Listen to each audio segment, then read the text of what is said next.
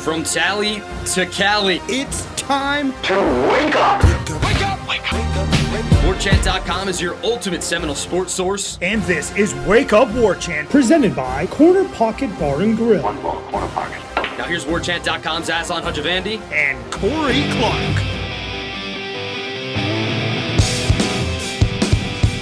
Wake up! What is up, everybody? It's Wake Up Warchant, presented by Corner Pocket Bar and Grill. Coming up on today's show, mock draft season has started. Will any of Florida State's underclassmen regret hopping to the NFL too early? Strange happenings in Columbus and in Gainesville. And Michael Langston breaks down the recruiting weekend after several elite prospects visited campus. Wake Up Warchant, presented by Corner Pocket Bar and Grill, Tallahassee, Florida, 2475 Appalachia Parkway, upstairs. Can't miss it. Corner Pocket Bar and Grill, an anchor in that little shopping plaza.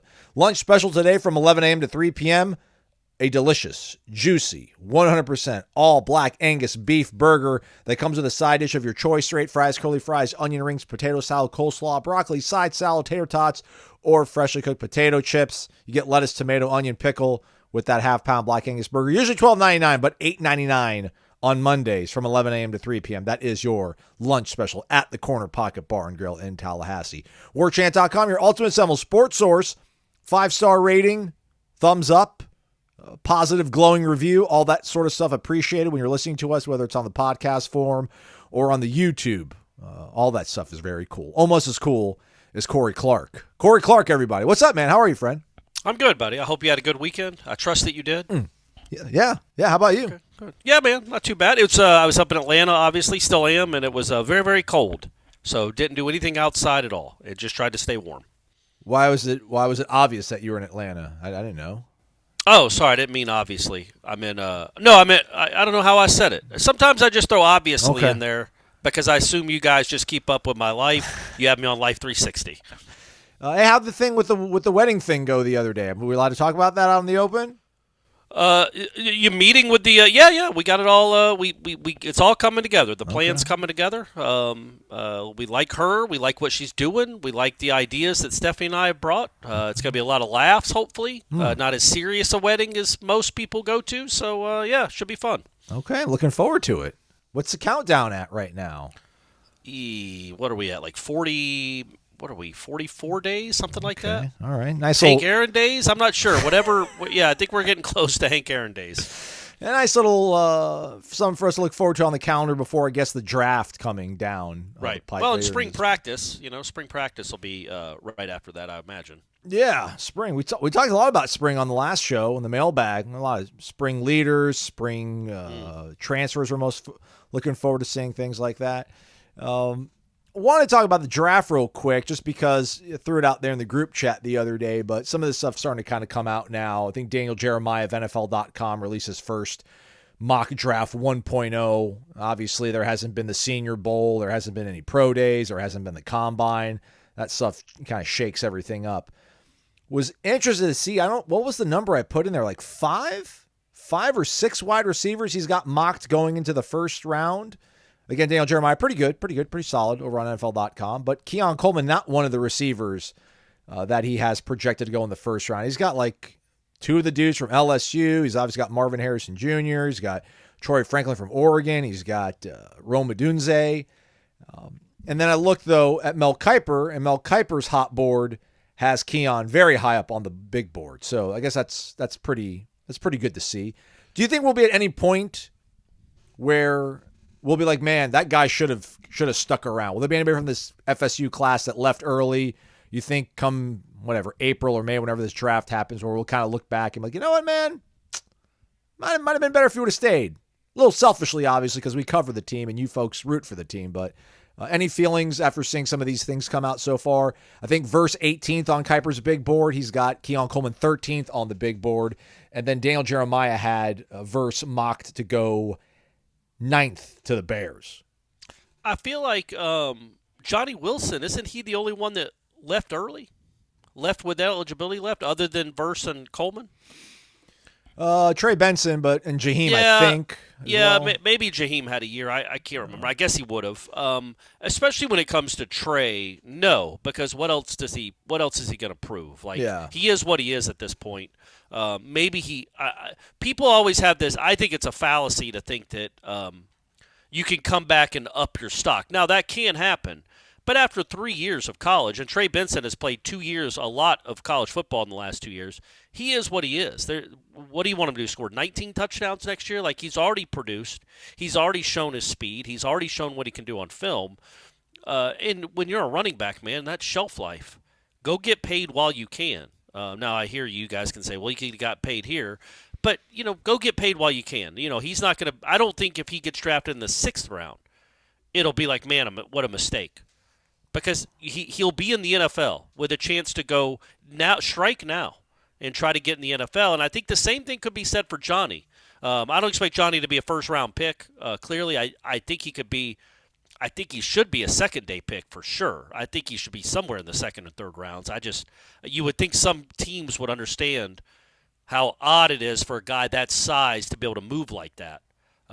He was not just getting open. He was not just catching a bunch of jump balls. Like, Johnny Wilson got free of smaller cornerbacks a lot.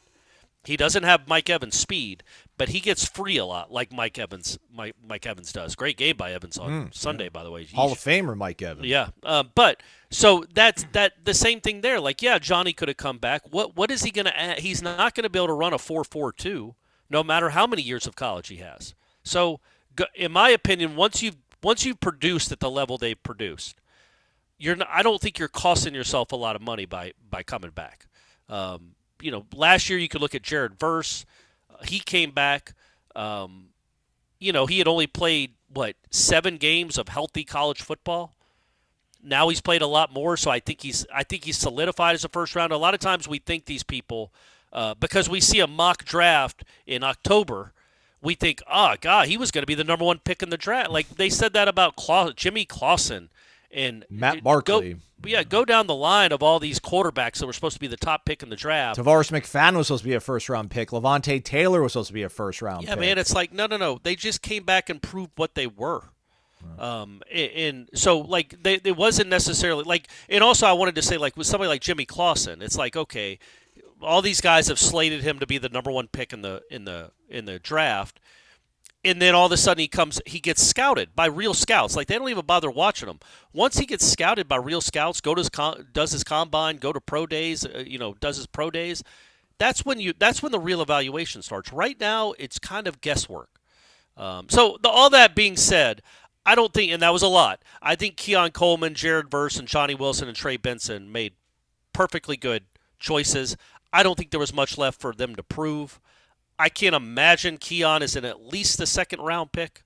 And as I texted you, if he's drafted 40th next year, he's guaranteed of making almost $8 million. I think Keon will probably be one of the top 40 picks, and he's set for life if he spends his money well. So go do it now. There's the risk, the reward of coming back and turning yourself into a top 20 pick. I don't know offsets the risk of having your leg break apart like Jordan Travis's did. That's fair. I wonder if it's not a great class to be part of because it is so deep seemingly. Again, like Brian Thomas Jr., the guy from LSU, the sort of taller, more gangly of the bunch out of there. And we didn't even mention Malik Neighbors. I even mentioned Malik Neighbors earlier when I was rattling off all these wide receivers. Kind of like Quinn Ewers was like, all right, man, I'm going to come back after all because Penix had a good run towards the end of the season, and obviously Caleb and Drake May and Bo Nix and all these guys like, all right, man, I should probably sit it out. You can't fault at all Jared Verse for going. And I'm not even trying to fault Keon Coleman, but and you pointed out well, again, if he's a top 40 guy, he's going to make $8 million, $8.5 guaranteed? Guaranteed, yeah, over the course of the contract, not in 1 year, but over the course of the contract. So it's like, all right, man, that's, I know Battle's End has a lot of good marketing deals, but that's a really, really, really good marketing deal, $8 million. But you just wonder, like, what if you do come back and you catch 72 passes for 1,180 yards and 9 touchdowns or something? Like, does that then make you like a for sure top 15 pick? I don't know these things, but again, he's talented enough that he's going to trust and bet on himself. But just something that kind of caught my eye, but well done though, Corey, to stop me in my tracks and be like, don't throw shade at Keon. I don't want to throw shade at Keon at any point. It'll be interesting to see where he goes though, because he's not a blazer. He's not super duper fast, but he's 6. I think what people lose sight of is how big the kid is. Keon, I'm talking about, because he doesn't blow you away with his speed or really his shiftiness until you realize, oh yeah, he's 6'4" and moving like that, and he attacks the ball really, really well, clearly. And when he's healthy, he's just a different kind of dude that's really hard to cover. And I think he hasn't been a serious football player, but for 2 years, right? Like he was a big time basketball player, gang. Like he signed with Michigan State and Tom played Izzo, basketball at Michigan State for Tom Izzo, like a real basketball player. Like he was spending his off season, playing travel hoops, AAU hoops, because he was a big time prospect. So now that he's devoted fully to football, who knows what that guy's ceiling is, man. So yeah, I'm interested where he goes, because he's not gonna kill him at the combine. He's not gonna throw up a 4.41. So I wonder what that will do to him. But I would, if I'm drafting, I don't know, man. If I'm drafting late first, or if I'm certainly drafting anywhere in the second, I'm like, yeah, if Keon Coleman's available, that dude is a playmaker, and he's going to go score touchdowns in the league. Jared Verse, as we said, mock 9th on Daniel Jeremiah's first mock draft. Kuiper's got him at 18. Where is he on yours? Have you come out with yours yet? I've not released They my mean mock about draft. as much as those, so I was wondering what you thought.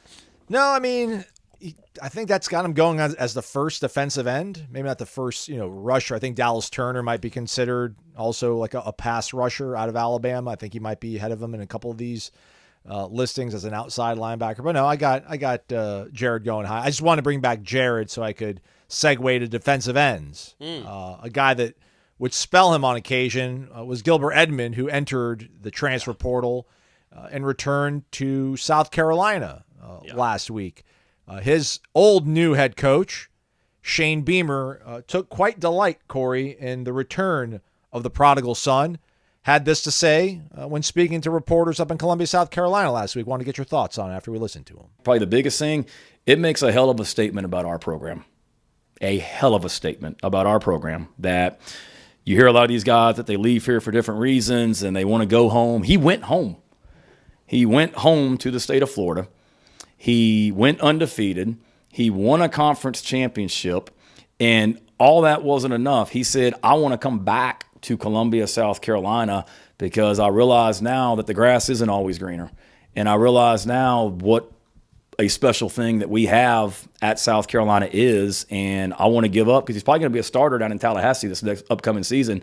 I'm willing to give that up to come back to compete for a role. Yeah, so I saw this on Twitter. It was making the rounds, and I have a few issues with this. Number one, that South Carolina's football Twitter account decided to tweet this out. Why expose yourself like that to what's coming? And then also Beamer saying what he's saying. Like, he's trying to sell the program and the beauty of the program. And I didn't comment on it on Twitter, and I really don't want to comment on – I'll comment on this part of it briefly because I don't want to kill the kid because he was part of a 13-0 football team. It was an important part. He wasn't great. He was – I don't even know if he was solid. He was okay backing up Peyton and Verse. But he played, I don't know how many snaps Gilbert Edmond played, probably 250 snaps, somewhere around there, for a 13-0 football team. He was a part of this team. I don't want to dunk on the kid and make fun of the prospect that he was going to start this year, but he was not going to start this year.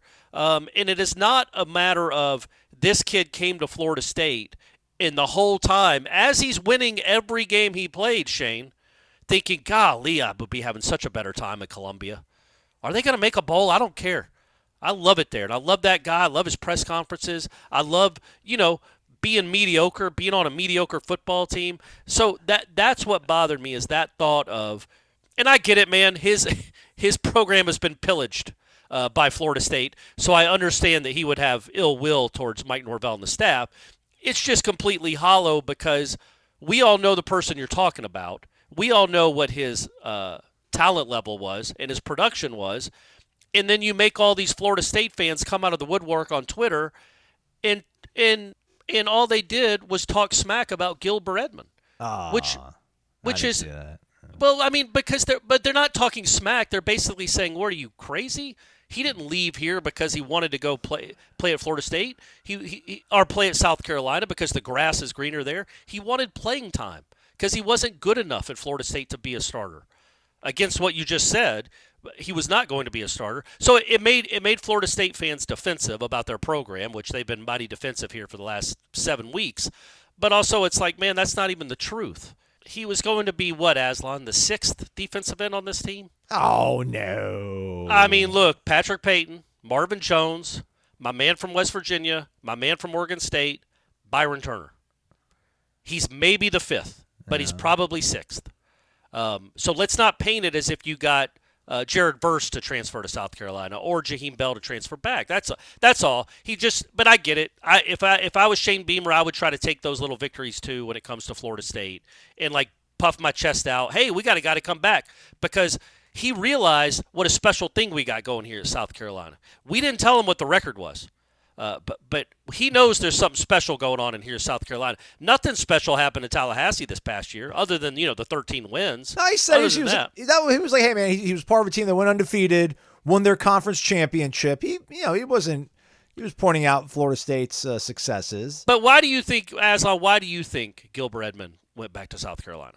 I don't think he had that part. He should have omitted. I mean, everything else would have been fine. I don't think he would have really, riled the hornet's nest of the Florida State fans online. But when you say that he turned down a starting job in Tallahassee to come back there, but at the same time, I don't think that's that much of a hyperbolic statement. Like it is, but like it's not patently false and insulting, but it is kind of disingenuous. But and it also, again, it kind of set up Gilbert to be a pinata a little bit. If you're an overly online college football fan, yes. But if you're kind of practical and reasonable, you could probably just kind of laugh it off and move on with your day. But yes, point taken. He played 654 snaps, by the way, his last season in Columbia. Last year he played, I think, 300 and change. So, double the – so that's – gets a lot more tape. 322 last season. Graded out at 96.5 against North Alabama on 6 snaps. Ooh, look at that. Crushed them. Otherwise, I mean, Florida game, Louisville game, Miami game, he played under 20 snaps. But then every other game, he played over 20. So, but yeah, I get it. I forgot about my guy from West Virginia, Tomiwa Durojaye. I thought he was an interior guy, but he's a 278-pound edge guy. So, yeah, that puts him at 5th. Which not great in your 5th, 6th year of college football. But enjoy that victory. Enjoy it though, Shane Beamer. Enjoy that moment in the sun. Yeah. Hard earned. Otherwise, going across the country, Corey. You remember the scene in Jerry Maguire when Rod Tidwell is hugging it up with Tom Cruise after the big game where he almost breaks his neck but scores the touchdown? Yeah. And then Bob Sugar is like, "This is a nice moment. I'm going to let you have it.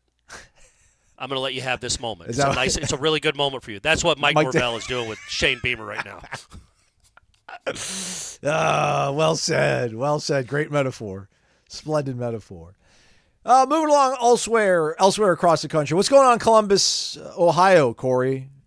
As a sleeping giant that really hasn't been sleeping, have they been awoke, stirred out of their slumber? They hired Bill O'Brien to be their offensive coordinator, which is weird.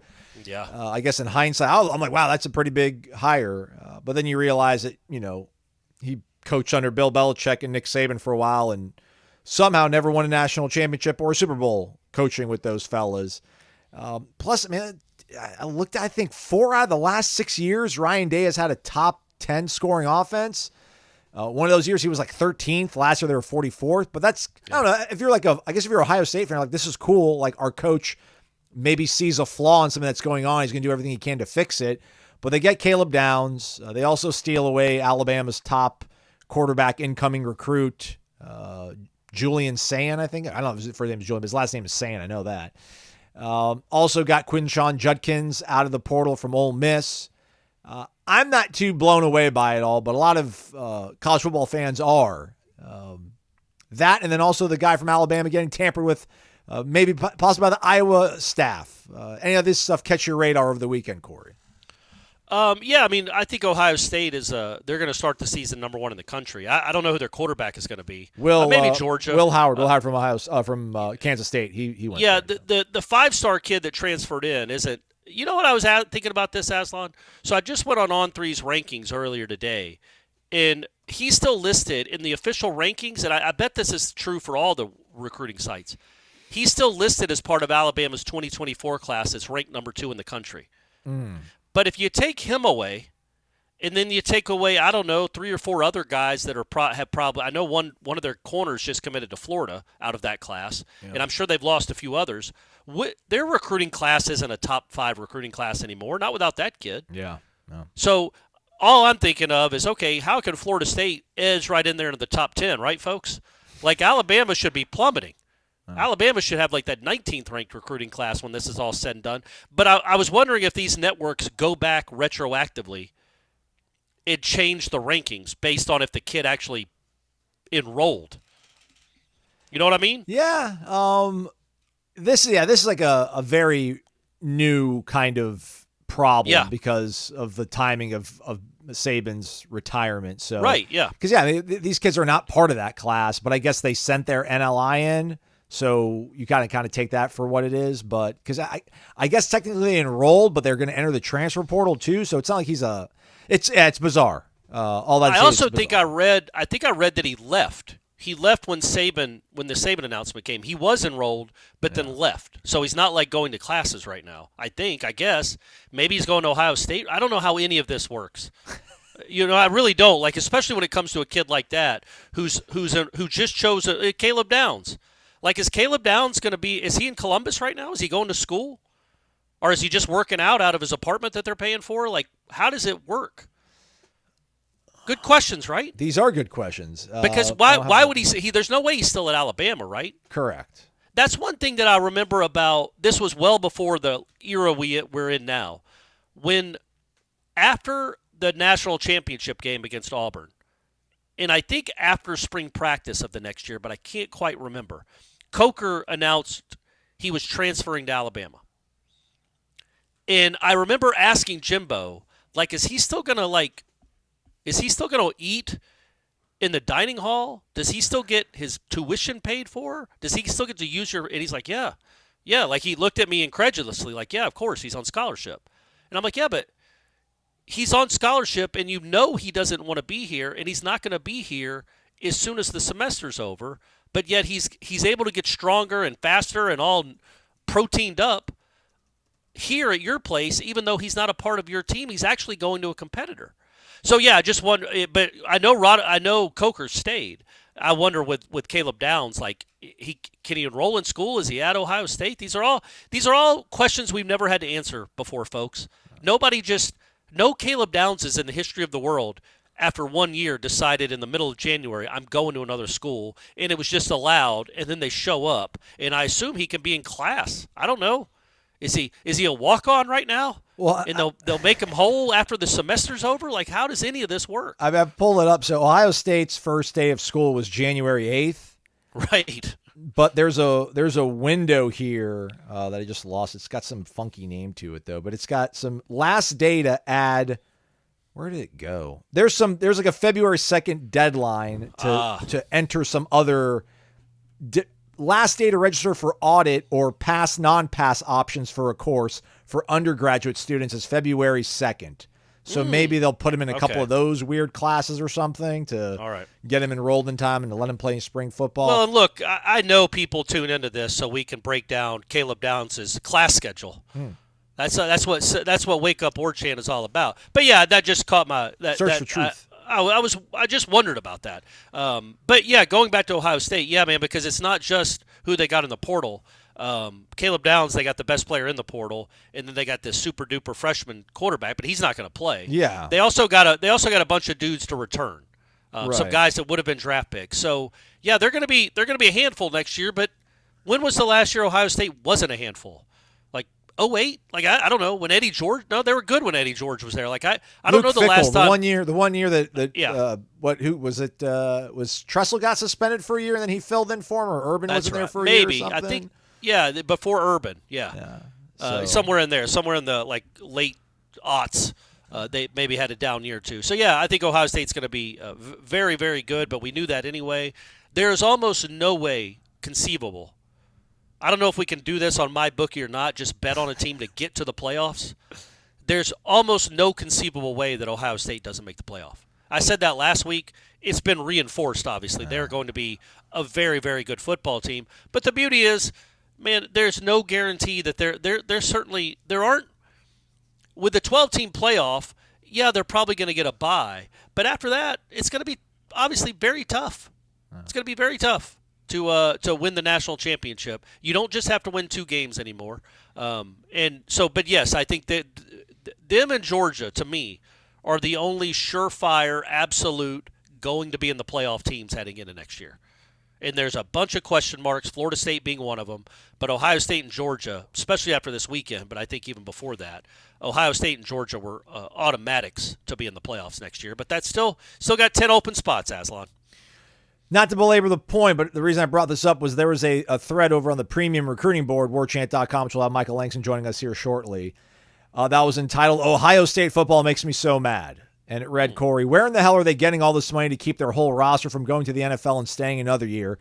Judkins has to be getting paid a ridiculous amount to go there with Henderson at running back. They reset the market on Jeremiah Smith, just land Caleb Downs from Bama, who was the best secondary player in the country, not named Travis Hunter. And now they're trending to get Sayin, the top 24 quarterback, after they already signed Air Noland. Get the hell out of here with this. This roster is unreal, and I want to know when they're going to go under investigation. They're your national champs. I'll put all my chips on them in Vegas. Absolutely not real. To which I wrote a response. Florida State football makes me so mad. Where in the hell are they getting all this money to keep their whole roster from going to the NFL and staying another year? Keon Coleman has to be getting paid a ridiculous amount to go there with Johnny Wilson already at receiver. They reset the market on Hakeem Williams. They just land Jaheim Bell from South Carolina, who's the best tight end in the country, not named Brock Bowers. And now they're trending to get Kromenhoek, the top 24 quarterback, after they sign Brock Glenn. Get the hell out of here with this. This roster is unreal. I want to know when they're going to go under investigation. Too soon. They're your national champs. I'll put all my chips on them in Vegas. Absolutely not real.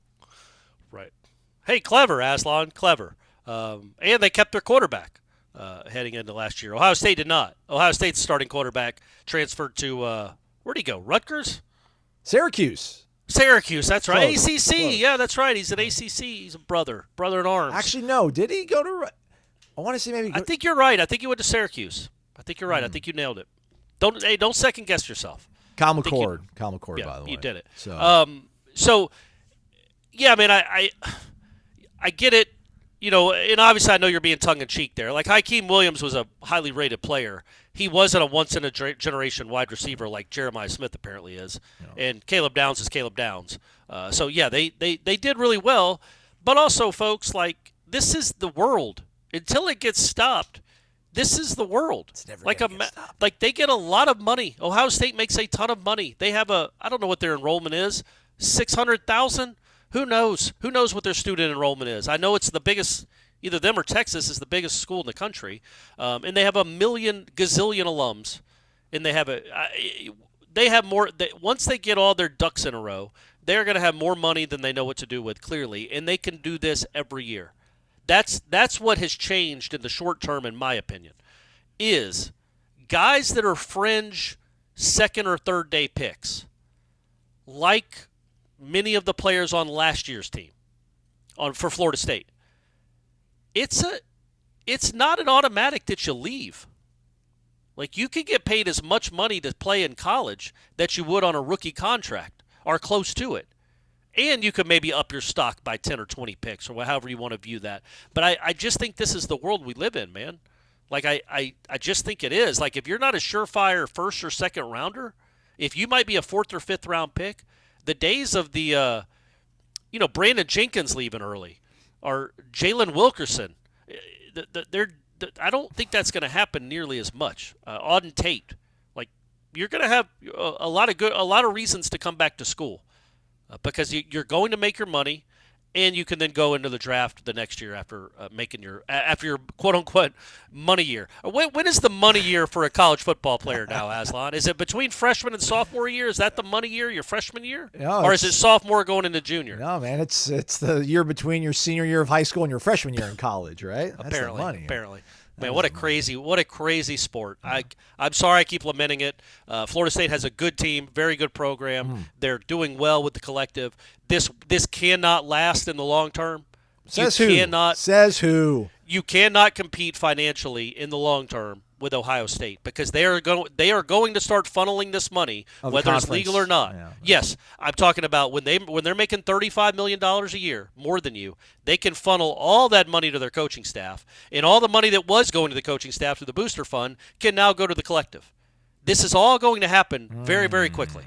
But in the meantime, you are on level ground with them for maybe another year or two until they sign that new massive TV contract, or maybe they already have. I don't remember when that takes place. But you need to make as much ground up as you can here, because once they figure this out, if nothing changes, that's where the money comes in, where Florida's going to make $35 or $40 million a year more than you annually. So, okay, we'll pay Billy Napier out of this fund.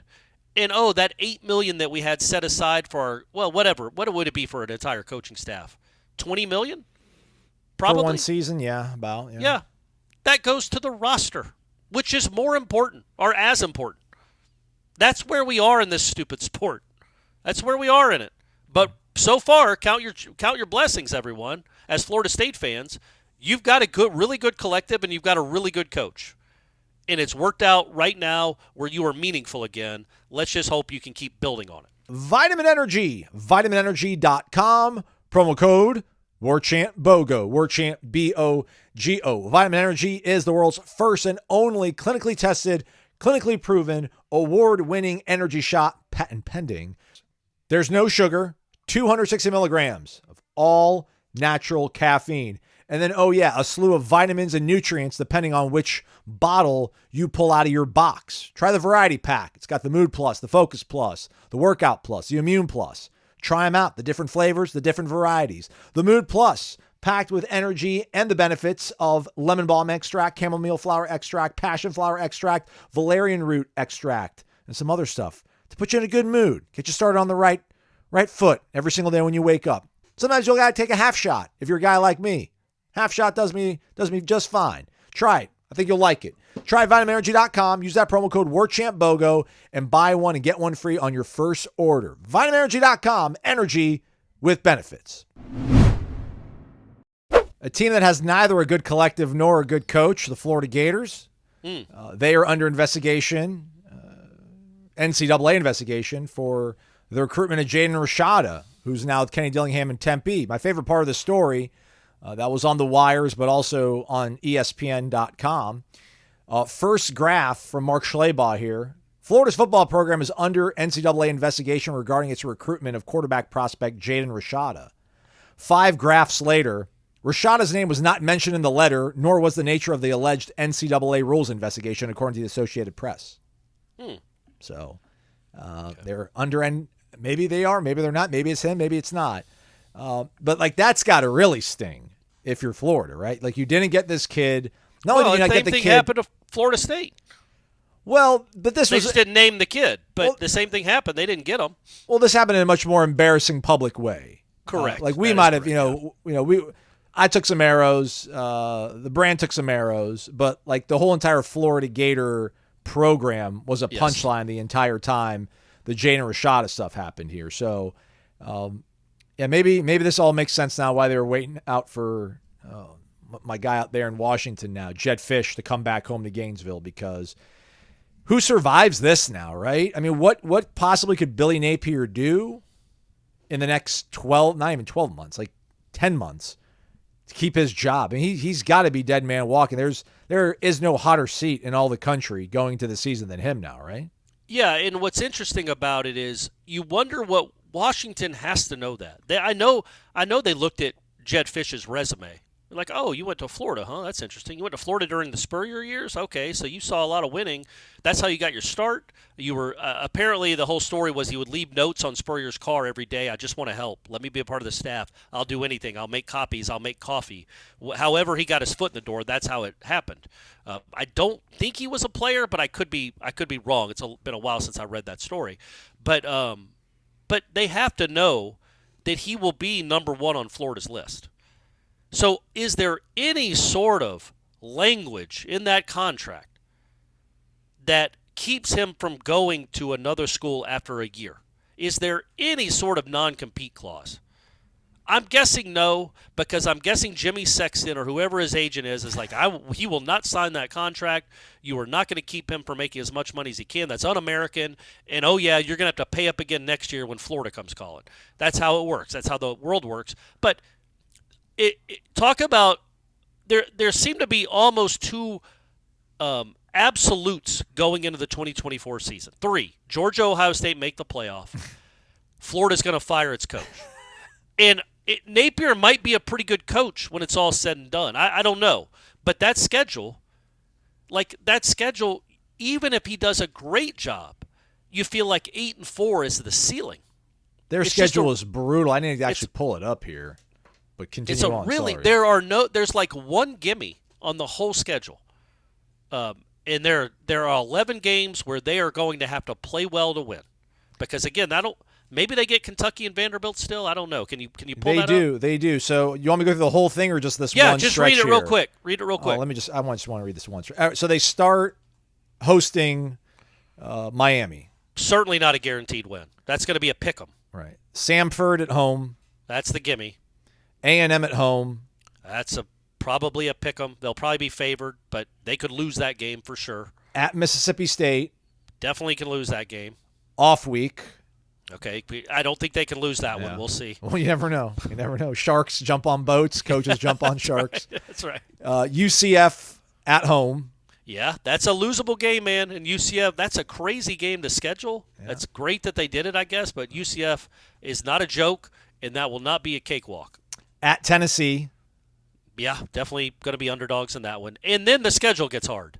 Well, yeah, they host Kentucky, then they have an off week, and then this is just absolute murderer's row. Jacksonville against Georgia, world's largest cocktail party, some of us call it still. At Texas, host LSU, host Ole Miss, at Florida State. Yeah, so again, read those last 5 again. Georgia, Texas, LSU, Ole Miss, Florida State. Okay, so that's 5 teams that finished this past year ranked in the top 13 in the country, including, 3 of the top 5. That's really tough. And even if they play unbelievably well during that stretch, you're talking about maybe 3-2. Yeah. You know what I mean? Probably 2-3 or 1-4, and then you put it on top of what they start the season with, and it's like, okay, you're looking at a 6-6 season, maybe 7-5, 8-4, somewhere in there if they get really lucky with turnovers and injuries. He's dead man coaching, man, and he's not beloved. Nobody likes him. He has not ingratiated himself. All that being said, he's going to lose his job, and then where does Florida go? That's their first call, right, to Washington? I guess, yeah. Or maybe our guy out there in Dallas, Rhett Lashley. Sorry. Well, yeah, it's Dallas, I think, SMU, not Fort Worth. Yeah, it's Dallas. Fort Worth, TCU. You got it right. That's something that has, I can't imagine the Florida administration was really fired up when DeBoer left Washington and the Jet fit. Because they had their eyes on him. Oh, all right. You know they did. And now, but they still could go get him. Who knows? They're going to have more money and they know what to do with too. So, and Washington doesn't. Not for a little while anyway until they get fully vested in the Big Ten. So, it's going to be fun to watch. According to Wikipedia, Jedd Fisch did not play football at the high school or college level, and his college roommate was actually Howie Roseman, who's the Philadelphia Eagles GM. Huh. Look at that. So maybe aren't they about to fire their coach after that debacle to end the season? Yeah, maybe he'll be an NFL head coach. Yeah, send Sirianni down to Gainesville, Howie. Do your alma mater is solid. How about that? How about guys? McDaniel. I guess McDaniel did play at Yale or something. The Dolphins head coach. Yeah, correct. But Dillingham didn't play in college. No. And he's how about that? The 2 main flagship universities, Arizona this past year, had 2 dudes that didn't play a down of college football. And they were the head coaches. So Brady has a chance. That's all I'm saying. Brady has a chance. All of our kids have chances. If you're listening to this, get your kids watching some game film. They might be able to be a head coach one day. Speaking of those future schedules, Corey, Florida State 3-day unveil on the ACC network coming up. Yeah.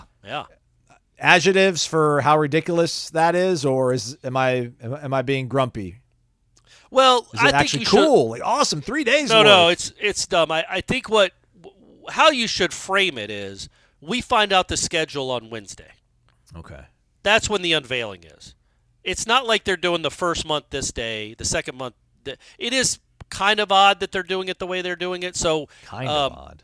Okay. It's very odd. So on Monday, later today, folks, we'll find out Florida State's Week 1 opponent. Now, we know Week 0, that's Georgia Tech and Ireland. Week 1 opponent. And we already, I think we do know it, but it's, secret, but will be a conference game, let's just say, on Week 1. And then the next day, Tuesday, they unveil the special night, Thursday night, Friday night games. Yeah. So, again, I imagine At Florida 4 State p.m. will be in 4 p.m. both days, kids. 4 Yeah. p.m. I imagine we'll find out that Florida State probably has one or two of those. I can't imagine the ACC was all about doing their iconic brand a lot of favors here. Maybe the whole season, every single road game they play is going to be a Thursday night game with no rest. Wouldn't put it past them, right? And so that's what we find out on Tuesday. Monday, just the first week game after Georgia Tech. Tuesday, you find out, I don't know, they're playing SMU on a Thursday night or whatever it is. Don't they play Cal this year? Correct. Yeah, I think Maybe both that's of a them. Friday night game. So, Pac-12 teams are used to that. And then Wednesday, we find out the rest of the schedule. Yeah. That one's It at is 5 a dumb. o'clock. Now that I've said it out loud, it is pretty dumb. But, you got to drag out the content, man. Yeah, I get It's it. not lacrosse season right now, Aslan. You got to fill up the airwaves somehow. Yeah, it hasn't been our strongest Monday show, so I get it. Shouldn't be throwing stones in this glass house that I live in. So, am I being naive? I'm trying to be a little bit contrarian, just to spark some discussion here. But we joke about back-to-back Thursday night games, or Thursday night game, and then maybe some really tough game after that.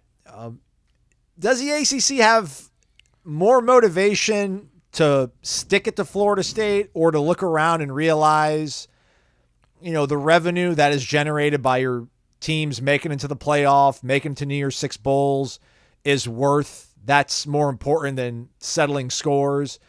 And I don't want to say protect Florida State, but, look around and realize that you really have to squint hard to say that Louisville's for sure ahead of Florida State. You certainly can't say Clemson is. So for all intents and purposes, Florida State is back to being your bell cow program in football. So not saying they're going to do favors for Florida State, but I'm not anticipating a bunch of oh, look at that. Oh, look at that. Oh, that's screwed up. Am I being totally crazy? No, I don't. Look, I think if they had their druthers, they absolutely would, but it would look so bad that I think they would love to put Florida State on every Thursday and Friday night window available. I just think they would. I'd be like, screw you. You're suing to try to get out. You can't. Either you're going to play the schedule we give you, or you can forfeit all these games. Mike, sorry. Talking about Mike Alford there, not Norvell. But they won't. I think it'll be, how could it be other than playing like Clemson on Saturday and then at Miami on Thursday night? Like, there's not much you could really do to make it completely unfair. I think there'll be a little bit. There's no way, in my opinion, there's no way they don't have a special night game or two this season. I can't foresee that even being a possibility, a remote possibility. So yeah, but I don't know if that means screwing them. But they're certainly not going to go out of their way to protect them. No chance. Because think about from their perspective. If they lose Florida State, how much money are they losing? Hundreds of millions of dollars over the course of till 2036, right? In revenue, ad rates, all that stuff. Just, audience. It would be almost the death blow to the conference. Getting whatever the payout is for a team in the playoff doesn't come close to what they would lose by losing Florida State. So I think they would rather. And also, I think next year is when the incentives kick in, right? When the on-field incentives kick in, where you get paid more if you have more success. Oh, I thought that was already. I thought that already. No, went that through. wasn't this past year. I think it starts this next year coming up. So they would love nothing more than Florida State to finish 5th and not get any of that money, and it all go to the teams that finished ahead of them. So I could foresee them throwing little wrenches into the schedule. Could they? What if they played Miami on a Saturday, and then had a Thursday night game on the road, and then had to come back? But see, you still have you really can't get hosed with a Thursday game because you do have a short week, but then you have a longer week on the back end of it, and then you have maybe Clemson that following Saturday. Would that be screwed? Because I don't know if they have Louisville. Do we know whether they have Louisville or not? Because the whole 3-3-5 thing went out the window when they added Cal and SMU. So we don't know for sure their in-conference slate, right? This isn't like, we're trying to figure out the dates. We know who they're playing. We just don't know the dates. We don't even know who they're playing for sure, right? Correct, yes. So we have no idea. So they could technically, I guess my point was in the ACC, it's hard to really screw people with the opponents. Right. And look, NC State's a fine program. They're always an 8-win program. You wouldn't want to play them right after Clemson, because on the road, especially on the road on Carter Finley, because you never play well there, and you could certainly lose there. So yeah, they could find little ways here and there, but it's not like you have to go from playing Clemson to playing Georgia and then Bama and then Texas or whatever you just read off for Florida. I'll make this promise to you, Aslan. Florida State's schedule will be easier than Florida's. Can make that promise to you. And you're right. The incentive initiative for success on the field will begin in 24-25 once the expanded college football playoff begins. So, okay, great. There we go. All right, well, let's talk some recruiting with Michael Langston. But first, mybookie.ag. Promo code is Warchant. It's WARCHANT. Can't believe I spelled it out, but I'm spelling it out because my other computer just locked up and I have to spell my password on it, which, it's Warchant, everybody. That's how we roll over here at the Midtown offices. It is championship weekend coming up, division conference championship week. San Francisco favored by 7.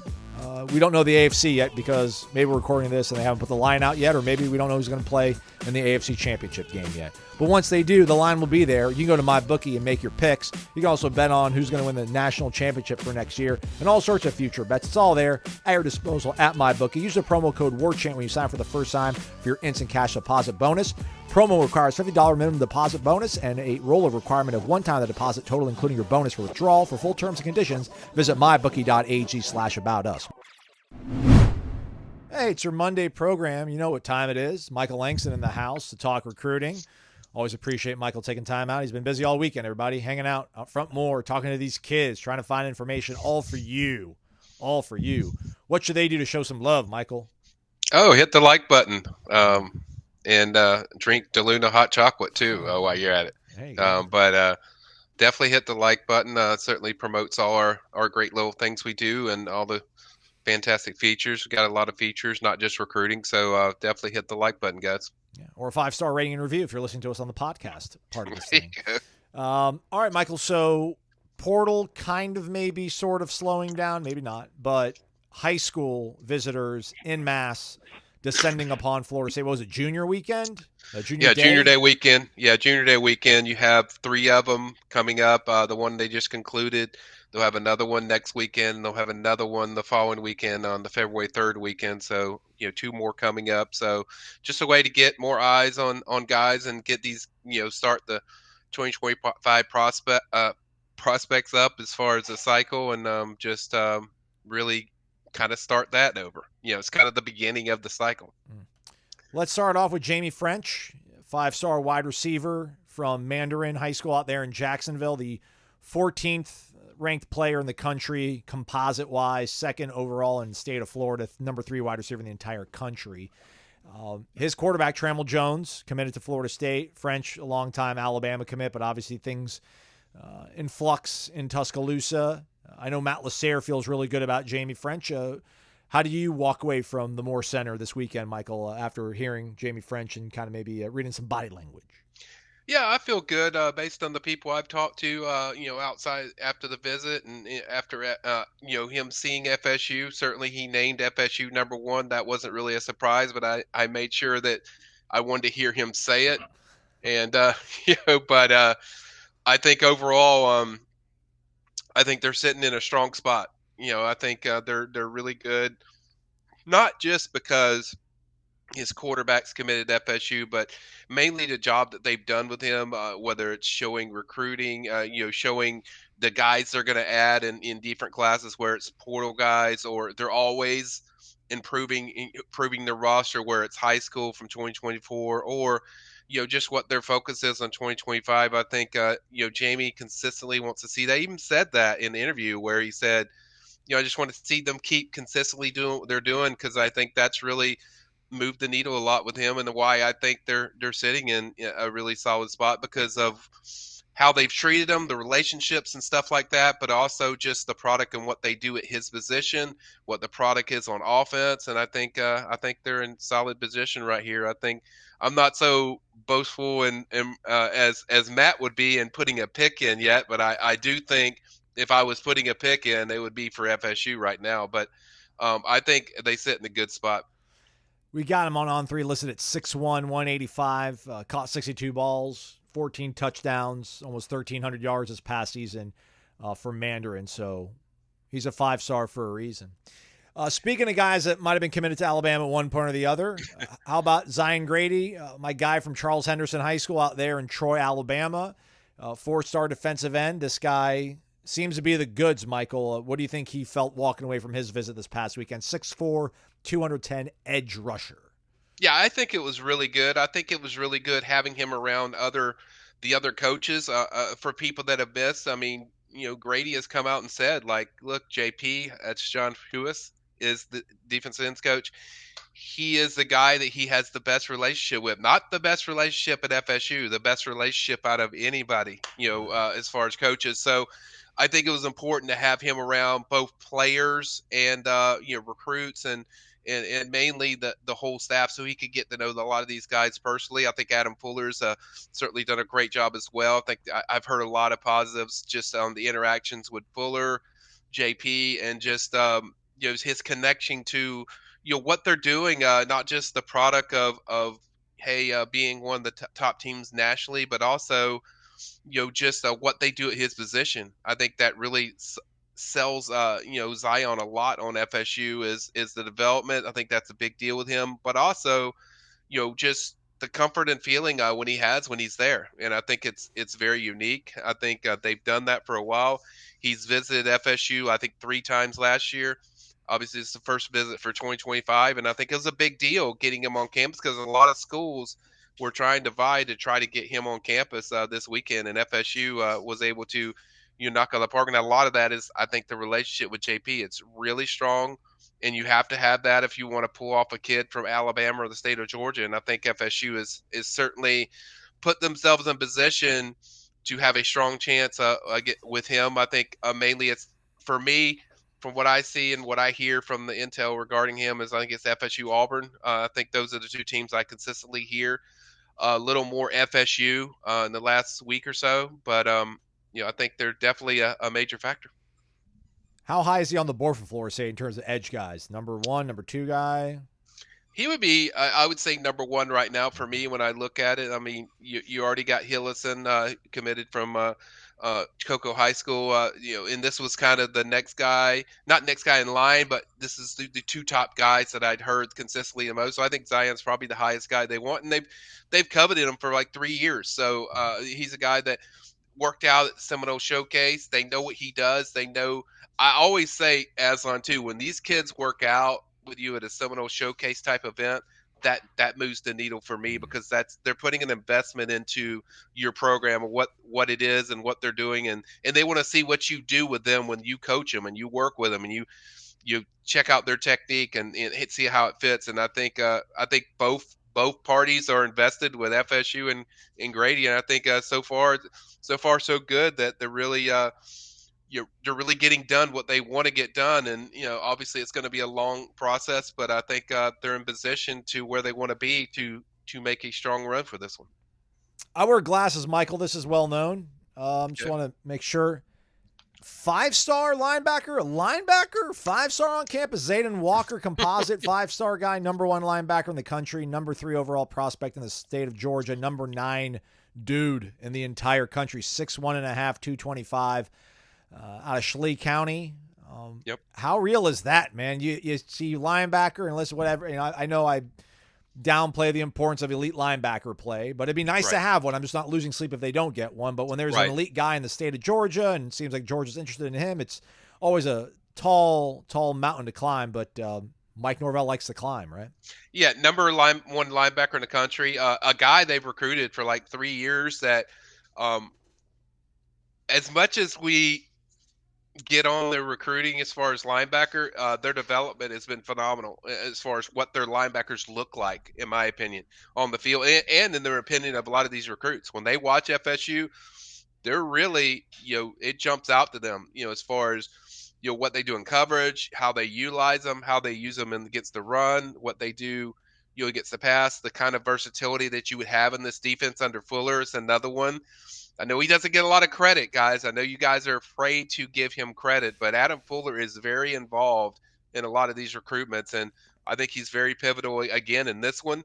I think Randy's done a really solid job of putting themselves in position to, from a personality standpoint, but also what they can do with him development-wise. And I always say, like I said it before earlier, Georgia and Alabama, you have to have something different and unique if you want to pull. You have to show something that they don't get if they go to, say, if they're from Mississippi, what do they get from Ole Miss, or what do they get if Georgia, and then and so on. I think FSU has that with just the feeling he has when he's on that campus, the feeling he gets around the team, the culture of what it's like, the connection with coaches. I think there's a really solid connection with Randy. I think there's a really solid connection with a lot of the defensive coaches, including and then also Mike Norvell has been a pivotal part. So while I will say Georgia, for me, might be slightly ahead, I don't think it's a slam dunk like a lot of people think, that it's like, oh, it's all of a sudden he's going to go all the way to Georgia. Obviously, I'm going to be skeptical after KJ Bolton last year, but I think overall, everything I get from the intel, and this is not intel from the FSU side, this is intel from people around Zayden, is that he is very serious about FSU, and they are very high on his list. Heard that before the visit, definitely heard it a lot more after the visit. So I think they're right there with Georgia, and I think it's Georgia and FSU. We named Georgia, FSU, Miami, but I think it's Georgia, FSU. Those are the teams that have put the work in as far as the relationships, and I think the relationships are strong, the product's strong. He wants a place that's a great product. That ain't Miami. So just saying, that ain't Miami. So FSU and Georgia, I think, check off all the boxes that he likes, and I think he'll take official visits to both of them. Just it will be a longer process, but the main point, the takeaway I would say that I picked up was this is closer than I think most people think. Okay. All right. He's the number 1 linebacker in the country. Tavion Walsh is the number 5 linebacker in the country, 6'1", 197, out of Wayne County in Jessup, Georgia. He, too, was on campus, Michael. Yes. Is he for sure linebacker, 6'1", 197? Is there any, safety, or is he just pure linebacker, and he'll Telvin build himself up and be fast and figure it out? Yeah, he's a pretty well put together guy. I don't know what he weighed when he was there, but I mean, he was he looked like a linebacker to me, and everything I'd been told was outside linebacker prospect for FSU. He's visited FSU like 3 or 4 times now. The last 2 times he's visited, he told me the same thing, where FSU is number 1. And I checked, and it checks out with the people I talk to that are close to him. I know Kentucky's in there, Florida's in there. There's a lot of other schools that are trying to get him on campus. But I think if you're looking for the next commitment, this is the one to kind of circle, because I think FSU is positioned themselves extremely well based on the intel I get. And it's been that way since he visited, I think, for the Miami game. I think there's a connection there, and a connection of what they do. I think it's more than just the personal connections. I think it's what they do at linebacker that really gets him excited, or gets him excited about FSU, and the way they've treated him from the start. Like, a lot of teams have kind of tried to pick up the pace and go with him, and FSU has been very consistent, steady, very high coveted interest in Tavion, and they're reaping the rewards now because of that relationship and the fact that they coveted so early. So I think if I was putting in a pick right now, out of any guy that visited this weekend, this would probably be the guy I'd put it in for. Let's go. There we go. That's an elite linebacker prospect. That's a blue chipper. Everybody get excited for that. There's like a half dozen other guys in this thread over on the warchant.com premium recruiting board. So you folks go check it out, subscribe. We're not going to give away the milk or the cow or whatever it is. Last thing on the way out, though, Michael, the portal, right? That's still a thing. Is it slowing down? Were there any vibes that you caught while being out more this past weekend to cover the high school guys in terms of intel that we should maybe know about, or should we just put away our transfer portal hat for now? Fortunately, I have to do too much double duty with the portal this weekend. Jacob Rizzi visited Harvard offensive tackle. Ooh, all right. He was over there at FSU for a few days. I saw him a couple of times yesterday, or on Sunday, or Saturday, excuse me, and so I noticed him a lot, and I know that's a guy they like. He's not graduating till May, so that it kind of lessened my interest level in it because it's like he's not going to be in a rush to maybe decide. And even if he commits, he can't enroll till probably May. So I think it's slowed down a good amount, Aslan, because of like I said, unless a Washington kid or a kid from Washington or a kid from Alabama or something. And I think the Alabama thing's almost run dry as far as the time there. So Michigan's the only thing left out there if Harbaugh were to leave, I guess. Right, right, yeah. So outside of that, and even then, there's kind of how many visits you can do, and I think FSU's used up their allotment of visits for the official visits in that period for the early window. Oh, okay. So I think May's probably what we're looking at, and you're looking at like 3 to 4, and it kind of that goes to the plan of what FSU's had. Like they really wanted to knock out the major chunk, and they did even more than what I thought. I thought it might be more so along the lines of FSU might get 9 and then finish it off with like the rest of them like 5 or 6 or 7 in the May window. But they really jumped on it, got 14 guys, all of them enrolled, and then I think you're looking at like 3 to 4 more additional spots that there's not many spots that they haven't hit. I mean, that's the one. If you should be excited about what they did in the portal first off, but secondly, if you're looking for something good, they've really hit on every position. You talk about linebacker, receiver, all the major places they want. The edge, they nailed it, that was the number one need. And then I would say the only place that I think they would like to see more of is defensive tackle. Outside of that, I think they got one, but like I said, they got one at just about every position. But I think there's a few more spots they'd like to fill, like to get a left tackle, like to get a defensive tackle. And what about certainly safety, they already have one. They have 2 actually. I think Earl Little can play there. I think Devontae Brown could both play there. Oh, I keep forgetting about Devontae. Sorry, Devontae. Yeah. So I think, and then in the May window, you might see an experienced receiver that just says, hey, you know what? I think I'm going to enter the portal, and that would kind of fit what FSU would covet is a receiver that has a lot of top numbers, top experience that would kind of lead these younger groups that they have. Yeah. So I think outside of that, but I think they've nailed it. I give them an A so far, what they've done so far on the needs and filling the needs. So I think FSU fans should be very excited what they've done so far. But yes, it is slowing down until the window in May. There you go. By the way, Jacob Rizzi, who Michael mentioned from Harvard, all Ivy League players started the last 20 games for the Crimson. They play 10-game schedules in the Ivy League. They're funny like that. Graded out at 76 in 2022, 74 according to PFF. So we'll see if that's something to keep an eye on as that spring window opens back up after we're all done doing things around here. We're done doing this segment, but Michael's never done. Recruiting always going on over in the Premium Recruiting Board, the PRB. So check it out. Him and Matt got you covered. Maybe another live show this week. I don't know, Michael. Maybe not. We'll see. Stay on your toes. Whatever they want. Whatever the people want, I'm here for them. That's Michael Langston, everybody. Michael, appreciate you, man. You got it. Thanks again to Michael for his recruiting insight. On the way out, though, Corey, hoops. Felt really good last week about hoops, men and women. Maybe not as good now. Yeah, it was a gross weekend. The women actually, I don't know how many of y'all watched the men's game. That was a pretty awful game to watch, but the women actually had a worse weekend.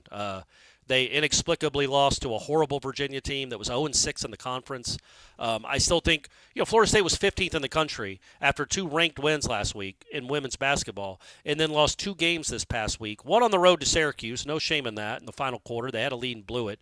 And then they lost to a horrible Virginia team. They allowed 91 points. That's just not a serious. That's not a serious effort there. If you're trying to be a top 16 seed, maybe you don't lose games at home to Virginia. So that was very disappointing. Just a very disappointing effort all the way around. Gave up 35 to one player, which is yikes. But yeah, Virginia was 0-6 and they lost. So that was gross. Get it together, ladies. You're too good to look like that. And then on offense, with the men, man, that's a bad matchup, and they didn't play well. So two things hurt them there. They didn't shoot well, but they're not a good shooting team. They don't ever really shoot well from the perimeter. But they didn't rebound at all, and they didn't have any steals.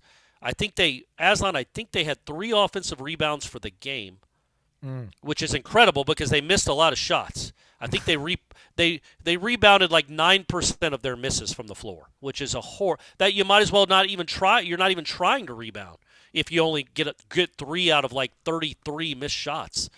But then also they had 0 offensive rebounds in the second half. I don't know that I've ever covered a game where a team had 0 offensive rebounds for an entire half. In the Clemson has some big dudes in the post, but they're not Ralph Sampson and Olajuwon. Like, you should be able to sneak in for a rebound or two, but they didn't. They didn't rebound well at all, and they didn't have any steals to create a lot of fast break scoring opportunities, which is what they need to do to beat good teams. I think Clemson is a good team. So yeah, disappointing because they had some momentum. They finally had people in that gym to watch them play, and they kind of laid an egg for a large part of that game offensively. And then but they are, okay, so they're not going to win. They're not going to end the season on a 29-game winning streak or whatever it would have been, 23-game winning streak. They can still make the tournament, but, that would have been a huge win. They got North Carolina this Saturday. They've got a road game at who do they play? Syracuse later this week. Win either of those two, you're in okay shape, but man, you really could have kept that going. You don't need to lose games at home where you only get 3 offensive rebounds. That was a bad look from a team that had been playing really well. Trying to get the standings pulled up here, but yeah, you're right, man. 3 offensive rebounds on the amount of misses they had was 9%. So, nice. Look at you, that's crushing quick math. That's Georgia math. That Georgia public school math, buddy. There you go. Brady's in good hands. Is Brady all right? Everything good? Better? Trending well?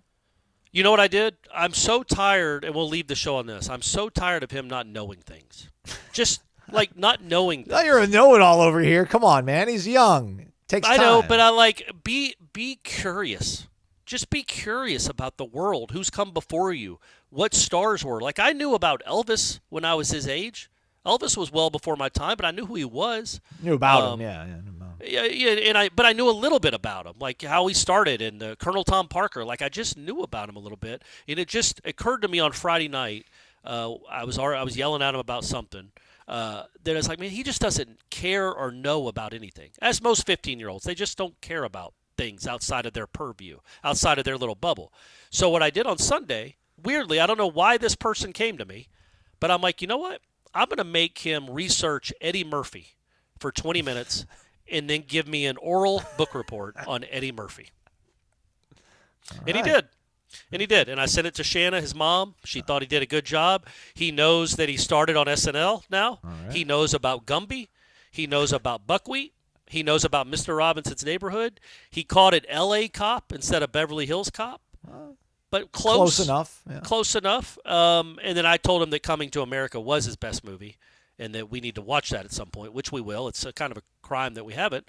And, apparently Eddie Murphy has 10 kids, which I didn't realize. Yeah. I knew he got a little off the radar, like kind of went a little haywire there in the mid-'90s to his older years. But, so he knew he won a Golden Globe for 48 hours.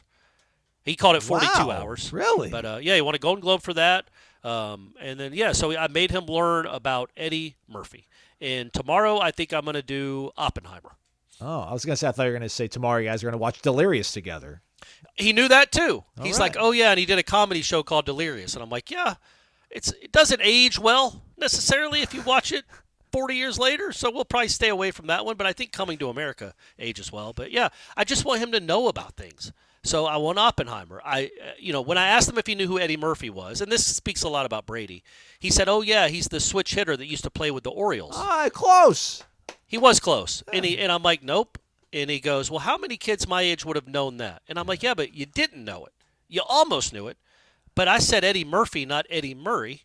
And so let's just get to where you know things. Like, not guess, but actually know. So we'll see if it takes. But maybe next week I'll have him do something on Eddie Murray. I feel like you're the Marv Marinovich of a trivia. Like, you're a trivia dad. You're just trying to make Brady into some sort of cyborg trivia all-star. I'm going to make him do research on Todd Marinovich, just like some of our listeners should right now, couldn't eat a Big Mac, was Robo QB, and then flamed out after, 9 minutes in the NFL. Oh, man. That was a good 30 for 30, by the way. Maybe you guys can watch that one together. Yep. You know? Yeah, that's good. That's a good point. All right, that's a wrap for us. Jeff Cameron Show, though, for your entertainment purposes and enjoyment will be available, I think, from 1 to 3 o'clock. We'll try to be back midweek, maybe try to lock down an interview. But we'll have a schedule to talk about. I'm sure we'll have a schedule reveal show live on Wednesday. Maybe Corey and I will do that, and that'll maybe be your podcast or something. I don't know, just spitballing this stuff as we dial in and get ready for hopefully spring football sooner than later. We don't know the dates yet, but as soon as we know, you'll know too. Stay connected to warchant.com, your ultimate Seminole sports source. For Michael and Corey, I'm Aslan. Thanks again for listening to Wake Up Warchant, presented by Corner Pocket Bar and Grill.